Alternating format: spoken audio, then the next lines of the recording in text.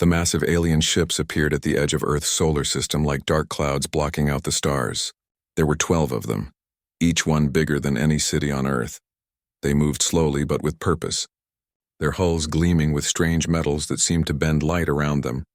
On Earth, every radio telescope, every satellite, and every space station detected them at the same time. The signals came flooding into mission control centers around the world. Scientists stared at their screens in shock. This was it. First contact. The moment humanity had dreamed about and feared for decades. The alien ship stopped just past Pluto and waited. For 6 hours, they did nothing. Earth's government scrambled to figure out what to do. Emergency meetings were called. Military bases went on high alert. Regular people looked up at the sky and wondered if this was the end of the world. Then the message came. It broadcast on every frequency at once. Every radio, every television, every phone on Earth suddenly carried the same signal. A voice spoke in perfect English, though it sounded strange, like it was coming from underwater. People of Earth, we are the Galactic Council. We speak for all civilized races in this galaxy. You have been observed. You have been judged. Your species shows promise, but you are young and dangerous. You fight each other. You destroy your own planet. You cannot be trusted with the power of space travel. The voice paused. On Earth, billions of people listened in silence. We offer you a choice. Surrender now. Accept our guidance. Join the galaxy as a protected species under our care. Your weapons will be removed. Your military will be disbanded. You will live in peace under our protection. You have 72 hours to decide. Another pause. If you refuse, your species will be eliminated. This is not a threat. This is a fact. We have done this before. We will do it again if needed. You cannot fight us. You cannot hide from us. You can only choose to live under our rule or die in pointless resistance. Decide wisely. The signal ended. The world went quiet for exactly 30 seconds. Then the panic started. In New York, people ran through the streets. In London, the stock markets crashed. In Tokyo, millions tried to call their families at the same time, overwhelming every phone network. Some people prayed, others rioted.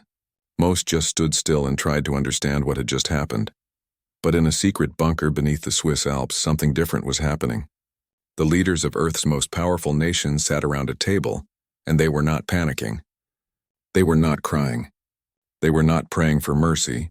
They were laughing. General Sarah Chen, head of the Terran Defense Initiative, stood at the front of the room. She was a small woman with gray hair and kind eyes, but when she spoke, everyone listened. She had been preparing for this moment for 30 years. Ladies and gentlemen, she said, they finally showed up. The room erupted in more laughter. The President of the United States wiped tears from his eyes.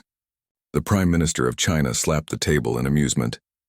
The European Union representative actually fell out of his chair. They think we're primitive, General Chen continued. They think we're weak. They think we'll roll over and show our bellies like scared dogs. She smiled, and it was not a kind smile. They have no idea what they've just walked into. She pressed a button on the table. The lights dimmed and a holographic display filled the room. It showed the alien ships, but it also showed something else. All around the solar system, hidden among asteroids and behind moons, were hundreds of other objects. Objects that looked like rocks or space debris, but were clearly something else entirely. Project Sleeping Giant has been active for 43 years, General Chen explained. Ever since we first detected artificial signals from other star systems. We knew this day would come. We knew someone would eventually find us and decide we were a threat. So we prepared. The display zoomed in on one of the hidden objects. It looked like a small asteroid, but as they watched, it began to unfold. Metal panels slid back to reveal weapon systems that gleamed with blue energy. We've turned our entire solar system into a fortress, General Chen said. Every mining station, every satellite, every piece of space junk has been modified. We've built weapons that these aliens have never seen. We've created defenses they can't imagine. And best of all, we've made sure they think we're harmless. Dr. Elena Vasquez, Earth's chief alien expert, stood up next. She was younger than General Chen, with wild black hair and eyes that seemed to see everything at once. We've been listening to their communications for decades, she said. We know how they think. They're bullies. They find a weaker species, they make threats, and the weak species surrenders. It's worked for them thousands of times across the galaxy. She smiled. And her smile was even less kind than General Chen's. but they've never met humans before. The room fell silent as everyone absorbed this information. Outside the bunker, the world was still panicking. News reporters were talking about the end of civilization. Religious leaders were calling for prayer and repentance. Scientists were calculating how long it would take for humanity to build escape ships. But in this room, the real leaders of Earth were planning something very different. "What's our response going to be?" asked the Japanese representative. General Chen looked around the room at each face. These were the people who had secretly ruled Earth for decades, working together despite their public differences to prepare for this exact moment. They had built weapons in secret. They had trained soldiers in hidden bases. They had created technologies that officially didn't exist. "We're going to do what humans do best," General Chen said. "We're going to show them that they picked the wrong planet to threaten." She pressed another button. Across the solar system, the hidden weapons began to power up. Energy readings spiked around every planet, every moon, every asteroid belt. The alien ships detected the power surge, but they couldn't understand what they were seeing. It looked like the humans were preparing some kind of desperate defense, probably with primitive nuclear weapons. They had no idea that humanity had moved far beyond nuclear weapons decades ago. "Send our response," General Chen ordered. On Earth, every television, every radio, every internet connection suddenly carried a new message. But this time it wasn't from the aliens. It was from humanity itself. The face that appeared on screens around the world belonged to Secretary General Maria Santos of the United Nations. She looked calm and confident as she spoke. "To the Galactic Council, we have received your ultimatum. We have considered your offer. Our answer is simple." She paused and smiled. "No." The smile grew wider. "You seem to think we're a primitive species that will surrender at the first sign of superior force. You're wrong. You seem to think we're afraid of you. You're wrong about that too. You've made the mistake of judging humanity by the standards of species that have forgotten how to fight." Her voice grew harder. "We haven't forgotten. We've never forgotten. And now you're going to learn why the most dangerous predator on Earth isn't the biggest or the strongest. It's the one that's smart enough to let you think you're winning right up until the moment you realize you're already dead." The message ended. Around the world, people stared at their screens in shock. Some cheered. Others cried. Many just sat in stunned silence. In the alien ships at the edge of the solar system, Ambassador Zix Thera of the Hegemony received the human response with something approaching disbelief. In all his centuries of service, no species had ever simply said no to the Council's ultimatum. He would soon learn that humans were very good at being the first to do impossible things. The 60 hours that followed humanity's refusal were the strangest in galactic history. Ambassador Zixathera had seen many species face the Council's ultimatum. Some begged for mercy, others tried to negotiate. A few attempted to flee to distant stars, but none had ever simply said no and then gone about their normal business. The humans were acting like nothing had happened. Their space stations continued their regular operations. Their satellites kept broadcasting entertainment programs. Their cargo ships moved between planets carrying trade goods. It was as if they genuinely didn't understand that the most powerful military force in the galaxy was preparing to destroy them. Zixthera found this behavior deeply disturbing. In his experience, primitive species usually showed some sign of intelligence when faced with extinction. Fear was normal. Panic was expected. But this casual indifference suggested that humans might be too stupid to understand their situation or too confident. With 12 hours left in the ultimatum, something changed. The human cargo ship that had been making regular runs between Earth and Mars suddenly altered course. Instead of heading home, it flew directly toward the Council fleet. Zixthera watched on his screens as the small ship approached. It was tiny compared to his vessels, barely the size of a shuttle. It moved slowly and broadcast no weapon signatures. When it was close enough, it transmitted a message. "This is Captain Rodriguez of the merchant vessel Peaceful Trader. I'm carrying an official response from Earth's government. Permission to come aboard?" Zixthera was curious despite himself. He granted permission and the human ship docked with his flagship. Minutes later, Captain Rodriguez was escorted to the bridge. She was a middle-aged woman with short brown hair and calm eyes. She carried a small metal briefcase and showed no signs of fear. "Ambassador," she said politely, "I bring greetings from Earth and a formal response to your ultimatum." She opened the briefcase and pulled out a simple paper document. Zixthara was amazed. In an age of quantum computers and subspace communication, the humans were using paper. The document was written in several languages, but the English version was clear enough. It was addressed to the Galactic Council and signed by every major leader on Earth. The message was simple. The species known as humanity formally rejects the ultimatum of the Galactic Council.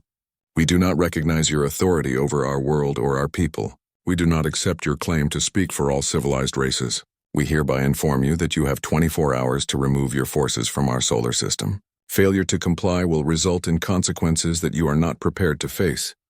Zixthara read the document twice. Then he looked at Captain Rodriguez. Your leaders must be insane, he said. Do they not understand what they face? My ships could destroy your entire planet in minutes. Captain Rodriguez smiled. With respect, Ambassador, your ships could try to destroy our planet. Whether they would succeed is another question entirely. You have no weapons that could threaten us, Zixthara said. Our sensors show primitive nuclear technology and basic chemical rockets. Your most advanced ships are barely capable of reaching your own moon. Your sensors show what we want them to show, Captain Rodriguez replied. Tell me, Ambassador, how long have you been watching our world? We have observed Earth for approximately 50 of your years. And in all that time, did you ever wonder why a species advanced enough to detect your surveillance never tried to make contact? Did you think we were too primitive to know you were there? Zixthara felt the first stirring of doubt. The truth was, the Council had always assumed that humans were simply too backward to notice their observation posts. Captain Rodriguez opened her briefcase again and pulled out a small device. This is a standard human communication pad. It's about 50 years old by our current standards. May I show you something? She activated the device. The screen filled with data that made Zixthara's blood run cold. Detailed specifications of his ship. Complete technical readouts of Council weapons and shields. Battle plans that were supposed to be classified at the highest levels. We've been listening to your communications for decades, Captain Rodriguez explained. We know everything about your fleet. We know how your weapons work. We know your tactics. We know your weaknesses. The question is, what do you know about us? Before Zixthara could answer, alarms began blaring throughout his ship. His officers shouted reports from their stations. Sir, energy spike detected from the asteroid belt. Unknown power signatures throughout the system. The human moon is generating massive electromagnetic readings. On the main screen, the view of the solar system changed dramatically. Objects that had appeared to be lifeless rocks suddenly lit up with energy. Weapon ports opened on asteroids that had seemed natural. Space stations unfolded like deadly flowers, revealing gun batteries and missile systems. But most shocking of all was Earth's moon. The familiar gray surface was peeling away in sections, revealing a metallic structure underneath.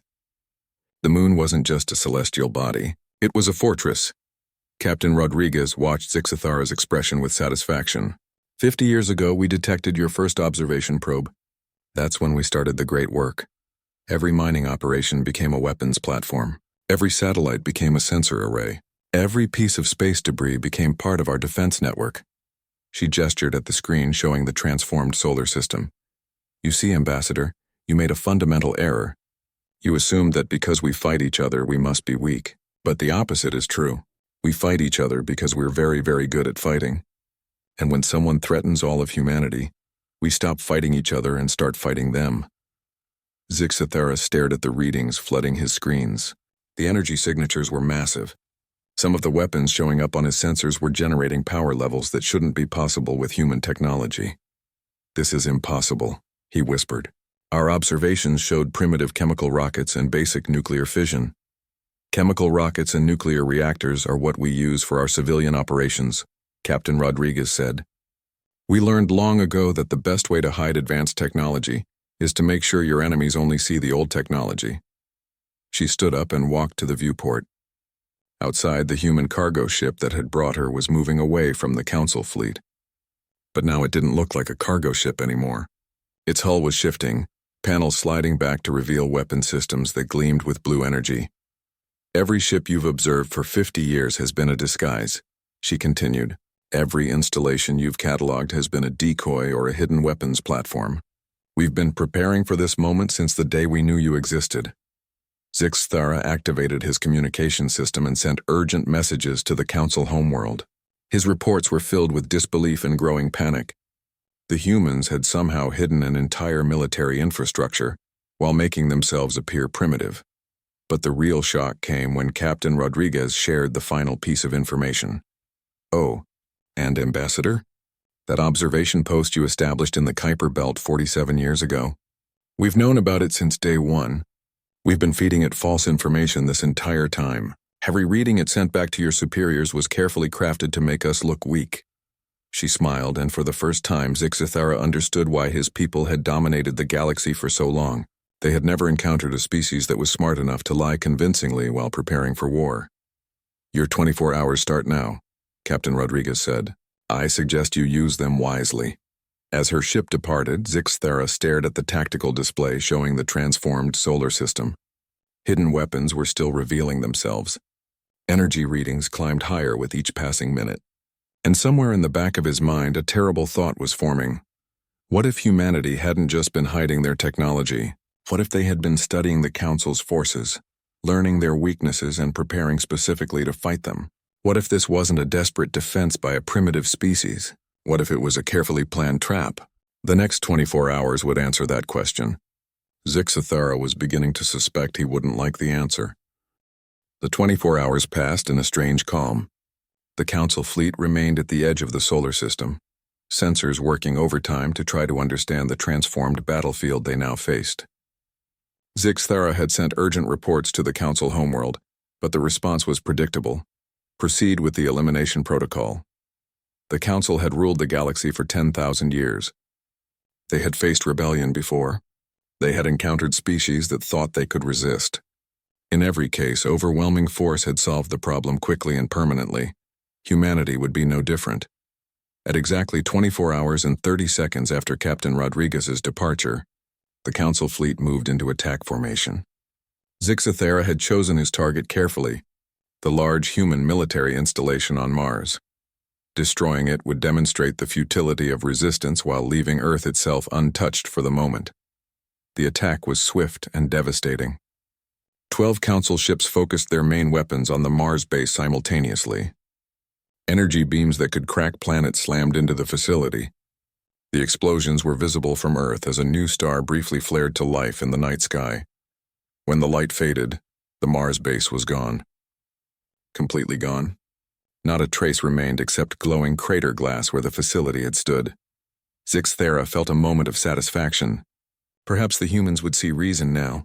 Perhaps they would understand that resistance was impossible and surrender while their planet still existed. The human response came exactly 13 minutes later. At first, it seemed like nothing was happening. Then sensors across the Council fleet began detecting massive energy buildups throughout the solar system. The hidden weapons platforms that had revealed themselves earlier were powering up, but their energy signatures were unlike anything in the galactic database. "Sir," one of Zixthara's officers reported, "the humans are charging some kind of weapon system. Power levels are—" "Sir, these readings can't be correct." "What do you mean?" "The energy output is higher than our main reactors. Multiple sources are showing power levels that should require antimatter containment systems that these primitives shouldn't possess." Before Zixthara could respond, space itself seemed to ripple around his fleet. Reality twisted, bent, and suddenly 12 beams of impossible light reached across the solar system in perfect synchronization. The beams didn't travel through space like normal energy weapons. They seemed to step through dimensions, appearing instantly at their targets despite the vast distances involved. They struck the Council ship simultaneously, and for a moment, nothing seemed to happen. Then the shields failed. Not gradually, not under overwhelming pressure, but all at once, as if they had simply forgotten how to exist. The protective barriers that had defended Council ships for millennia simply vanished. "Impossible," Zixthara shouted.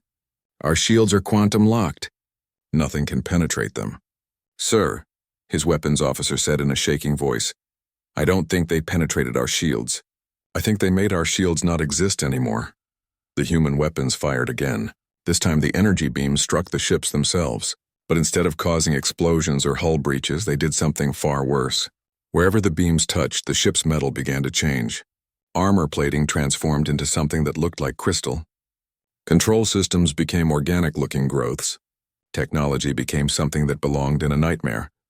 "They're not destroying our ships," the science officer reported in horror. "They're changing them, converting our technology into something else."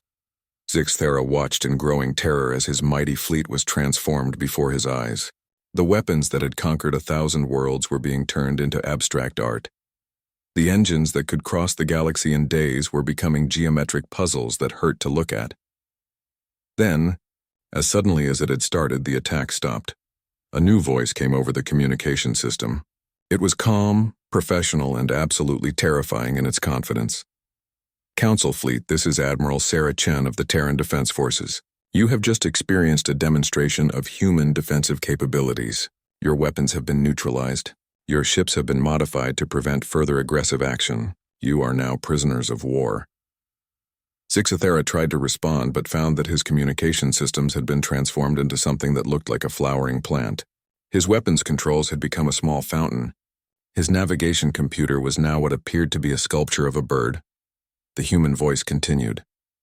"You came here believing you faced a primitive species with chemical rockets and nuclear weapons. This was a carefully maintained illusion. The truth is that humanity developed faster than light travel over 60 years ago. We achieved matter conversion technology 40 years ago. We solved the unified field equations 30 years ago.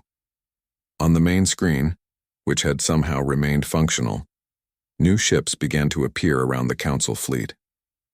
But these weren't the primitive craft that human sensors had shown for decades. These were vessels that seemed to bend light around them, their hulls flowing like liquid metal while crackling with energy that made space itself glow. "We have been watching you watch us for half a century," Admiral Chen's voice explained. "We studied your technology.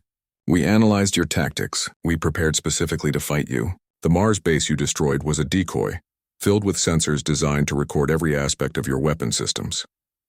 The largest of the new human ships moved closer to Zixthera's flagship. It was beautiful and terrible, its hull covered in patterns that seemed to shift and change as he watched. Energy played across its surface like tame lightning. "You made the mistake of judging humanity by the standards of species that achieved peace through surrender," the Admiral continued. "We achieved peace by becoming so efficient at warfare that we scared ourselves into cooperation. When you threatened our world, you didn't face a divided planet of primitive tribes. You faced a united species that has spent 6,000 years perfecting the art of killing." Zixthera finally managed to activate an emergency communication system that had been transformed into what looked like a musical instrument. When he touched it, it made sounds instead of transmitting messages, but somehow the humans heard him anyway. "This is impossible," he said. "Our intelligence was perfect. We observed your world for decades." "You observed what we wanted you to observe," came the reply.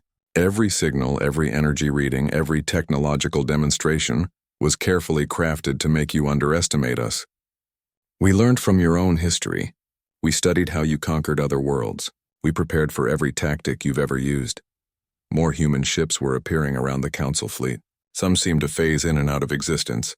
Others appeared to be in multiple places at once. A few looked like they were made of crystallized starlight. "The question now," Admiral Chen said, "is what happens next. You came here to destroy or enslave us. You failed. Your fleet is disabled. Your weapons are neutralized. Your technology has been repurposed." The human ship moved even closer until Zixthera could see details of its construction. The hull seemed to be made of materials that shouldn't exist, arranged in patterns that suggested the humans had discovered mathematical principles that the Council's greatest scientists had never imagined. "We could destroy you," the Admiral continued. "We could take your ships apart molecule by molecule and scatter the pieces across the galaxy. We could do to your homeworld what you intended to do to ours." A long pause filled the silence of space. "But we won't. Because unlike the Galactic Council, humanity doesn't rule through fear. We prefer to rule through demonstration. You will return to your masters and tell them what you found here. You will explain that Earth is no longer a target for conquest." The human ships began to withdraw, leaving the Council fleet floating helplessly in space with their transformed weapons and converted technology. "You have 1 hour to repair your navigation systems enough to leave our solar system." Admiral Chen's final message came. Consider this a lesson in why it's dangerous to threaten a species that considers warfare to be an art form. As the human ships vanished back into whatever dimensions they had emerged from, Zixathera stared at his transformed bridge and tried to understand what had just happened. They had come to conquer primitives and instead found themselves outmatched by masters of war who had hidden their true nature for decades. The worst part was that he suspected this had all been a gentle demonstration. The humans could have done much worse. Admiral Kethvar of the Council's Second Fleet received the distress signal 3 days after Zixathera's humiliation. The message was fragmented and filled with impossible claims about human technology and warfare capabilities that defied everything the Council knew about the primitive Earth species. Kethvar dismissed most of the report as the panicked ramblings of a defeated commander. Yes, the humans had apparently hidden some advanced weapons. Yes, they had put up more resistance than expected. But the idea that a species barely capable of reaching their own moon had somehow developed technology superior to the Council's was obviously impossible. The Second Fleet was larger than Zixathera's expedition. 40 ships of the line, including 3 planet killers and a dozen heavy cruisers. This force could reduce entire star systems to cosmic dust. Whatever tricks the humans had used against the First Fleet would be useless against overwhelming firepower. Kethvar was confident as his fleet entered the human solar system. He had studied the tactical reports and prepared countermeasures for every weapon the humans had displayed. His ships were equipped with enhanced shielding and improved sensors designed to detect hidden installations. What he found waiting for him was nothing. The solar system appeared completely empty. No ships, no energy signatures, no signs of the massive defensive network that Zixathera had described. Earth hung peacefully in its orbit, surrounded by nothing more threatening than a few communication satellites. Mars showed the crater where the military base had been destroyed, but no other signs of military activity. "Sir," his tactical officer reported, "we're not detecting any of the weapon platforms or hidden installations described in Admiral Zixathera's report." "They're probably powered down," Kethvar replied. "Maintain full sensor sweeps. The humans are trying to hide again." For 6 hours, the Second Fleet searched the solar system methodically. They found mining stations on asteroids exactly as they appeared to be. They located human satellites and space stations, all broadcasting normal civilian signals. They discovered cargo ships moving between planets on routine supply runs. Everything was exactly what it appeared to be. There were no hidden weapons, no disguised battleships, no converted defensive platforms. Either Zixathera had been completely delusional, or the humans had somehow managed to hide their entire military infrastructure again. Kethvar was beginning to believe the first option when the hunting began. It started small. One of his outer patrol ships, the Relentless, simply stopped responding to communications. When Kethvar sent another ship to investigate, they found the Relentless drifting in space with all its lights off. The crew was alive but unconscious, and every weapon system on the ship had been carefully disabled. No one had seen what happened. No energy weapons had been fired. No ships had been detected in the area. The Relentless had simply been put to sleep. Probably some kind of new human technology, Kethvar told his officers. "They're trying to pick us off one at a time. Close ranks and maintain formation." The Second Fleet pulled tighter together, every ship watching every other ship. Sensors swept constantly in all directions. Nothing could approach without being detected. An hour later, 3 more ships went dark simultaneously. This time, Kethvar saw it happen. On his tactical display, the 3 ships simply stopped. Their engines shut down, their weapons powered off, their shields collapsed. It happened so quickly that the ships didn't even have time to send distress signals. "What did that?" Kethvar demanded. "Sir, we're not detecting any hostile activity. No weapons fire, no energy beams, nothing. Ships don't just turn off by themselves." His communications officer looked up from her station with a worried expression. "Sir, we're receiving a transmission from the humans." The main screen flickered to life, showing a human face. It was a woman with short black hair and cold eyes, wearing what appeared to be a military uniform. She smiled, and the smile was not friendly. "Admiral Kethvar," she said. "I'm Captain Torres of the UES Indomitable. Welcome to our solar system. Where are you?" Kethvar demanded. "Show yourself." "We're all around you," Captain Torres replied. "We have been since the moment you entered our space. The question isn't where we are. The question is how long it will take you to figure out what's happening to your fleet." Another ship went dark. Then two more. Kethvar watched in growing horror as his vessels were disabled one by one without any visible cause. "You can't be doing this," he said. "Our sensors would detect any approaching ships." "Your sensors detect what exists in normal space," Captain Torres explained. "But normal space is just one of many dimensions. Humans learned to step between dimensions 40 years ago. We've been moving through spaces that your science doesn't know exists." As she spoke, something appeared on Kethavar's sensors for just a moment. A ship, or something like a ship, flickered into existence near one of his vessels. It was there for perhaps 2 seconds, just long enough to disable the target. Then it vanished again. "Impossible," Kethavar whispered. "You keep using that word," Captain Torres said. "We keep showing you that impossible is just another word for something you haven't learned to do yet." More ships were going dark. Kethavar realized with growing panic that his fleet was being systematically disabled by an enemy he couldn't see, couldn't fight, and couldn't escape from. "This is terrorism," he said. "You're attacking us without showing yourselves. Face us in honest battle." Captain Torres laughed, and the sound was like ice breaking. "Honest battle? You came here to genocide our entire species. You brought planet killers to sterilize our world. And you want to talk about honesty?" Another group of ships went silent. Kethavar's mighty fleet was being reduced to helpless hulks floating in space. "Besides," Captain Torres continued, "this is honest battle, human battle. We don't fight fair. We fight to win. We use every advantage we can create, every weapon we can build, every tactic we can imagine. That's what makes us dangerous." Kethavar tried to order his remaining ships to retreat, but found that his navigation systems were no longer responding. His communications were working, but nothing else seemed to function properly. "You can't do this," he said. "The Council will send more fleets. Bigger fleets. Let them come," Captain Torres replied. "We've been preparing for this war for 50 years. Every fleet they send will teach us more about their technology and their tactics. Every attack will make us stronger." The human captain paused, and when she spoke again, her voice was soft and absolutely terrifying. "Do you know what the most dangerous thing about humans is, Admiral? It's not our technology. It's not our weapons. It's that we learn from everything. Every defeat teaches us. Every victory shows us new possibilities. We've been studying your people for decades, and now we know exactly how to fight you." Kethvar looked around his bridge.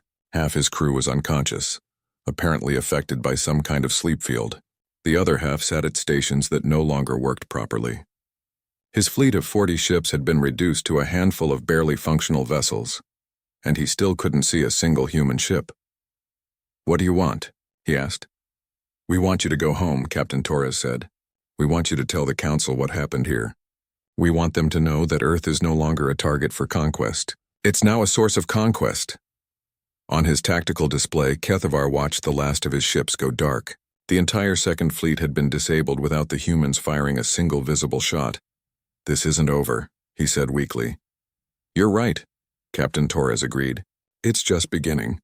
The galaxy spent 10,000 years thinking the Council was the apex predator. Now it's time to learn what real predators look like." The transmission ended, leaving Kethavar alone on his disabled flagship, floating helplessly in space while trying to understand what had just happened. Somewhere in the darkness around him, the humans were laughing. The Galactic Council's emergency session was the largest gathering of alien species in recorded history. Representatives from 3,000 worlds filled the Great Chamber on Nexus Prime, their voices creating a chaos of sound as they demanded answers, explanations, and most of all, solutions. High Chancellor Vorthak stood at the center of the chamber, his 4 arms raised for silence. The ancient leader of the Council had ruled for over 2 centuries, and in all that time he had never faced a crisis like this. "Order," his voice boomed through the translator systems. "We must have order." The chamber gradually quieted, thousands of eyes focusing on the Chancellor. In the front rows sat the survivors of the First and Second Fleets, including Zixthara and Kethvar. Both ambassadors looked like they had aged decades in the few weeks since their encounters with humanity. "We are here," Chancellor Vorthak announced, "to address the human situation. What began as a routine pacification operation has become something unprecedented in Council history." Murmurs rippled through the assembled delegates. The word unprecedented was not one the Council used lightly. Ambassador Zixthara will present his report. Zixthara stood slowly, his usual confidence replaced by something that looked almost like fear. "Honored delegates," he began, "I must tell you that everything we believed about the human species was wrong. They are not primitive. They are not weak. They are not defenseless." He activated a holographic display showing the transformed human solar system. Gasps echoed through the chamber as the delegates saw the massive weapons platforms, the converted asteroids, and the fortress that had once been Earth's moon. "They have been preparing for our arrival for over 50 years, Sixth Thera continued. "While we observed them, they were studying us. While we planned their conquest, they were designing our defeat." A delegate from the hegemony stood up. "This is impossible. Our intelligence networks are perfect." "That's what we thought," Admiral Kethavar said, rising from his seat. "The humans fed us false information for decades. Every technological reading, every military assessment, every strategic analysis was carefully crafted to make us underestimate them." He activated his own display, showing recordings from the Second Fleet's destruction. The delegates watched in stunned silence as 40 council ships were systematically disabled by an invisible enemy. "They have developed technologies that we do not understand," Kethvar continued. "They can move through dimensions that our science cannot detect. They can disable our ships without firing weapons that register on our sensors. They can transform matter at the molecular level." Chancellor Vorthak raised a hand for silence as the chamber erupted in worried voices. "What are you saying?" he asked. "That humans are somehow superior to council technology?" "I'm saying," Kethvar replied grimly, "that humans think about warfare in ways we never imagined. While we perfected weapons that could destroy planets, they learned to fight wars without their enemies even knowing they were under attack. Before anyone could respond, every communication system in the chamber activated simultaneously. The familiar face of Admiral Sarah Chen appeared on screens throughout the hall, her calm expression visible to every delegate present. "Honored members of the Galactic Council," she said, "I bring greetings from the people of Earth." Chaos erupted as delegates shouted questions and demands. Chancellor Vorthak pounded his ceremonial staff for order. "How are you broadcasting here?" he demanded. "This chamber has the most secure communication systems in the galaxy." Admiral Chen smiled. "Security is a relative concept, Chancellor. We've been monitoring your communications for quite some time. We felt it was appropriate to address the Council directly, rather than wait for official diplomatic channels." "This is an outrage," a delegate from Rigel shouted. "You have no right to intrude on Council proceedings." "We have every right," Admiral Chen replied calmly. "You declared war on our species. You sent fleets to destroy our world. That makes this our business," she paused, letting that sink in. "But we're not here to make threats or demands. We're here to offer you a choice." Chancellor Vorthak leaned forward. "What kind of choice?" "The same choice you offered us," Admiral Chen said. "Surrender or face the consequences." The chamber fell deadly silent. "You can continue to rule the galaxy through fear and oppression," she continued, "but you'll do it knowing that humanity is watching. Every species you threaten, every world you conquer, every act of aggression you commit will be monitored and judged by a people who have made warfare into an art form." A new image appeared on the screens. It showed human ships emerging from dimensional portals around Council military bases throughout the galaxy. Hundreds of installations that were supposed to be secret were suddenly surrounded by vessels that seemed to be made of crystallized starlight and impossible mathematics. "Or," Admiral Chen said, "you can choose to evolve.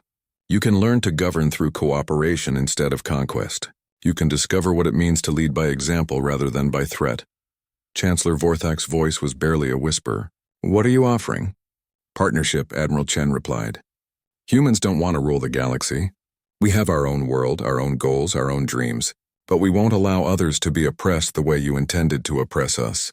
She gestured, and the images changed to show human ships withdrawing from the Council bases.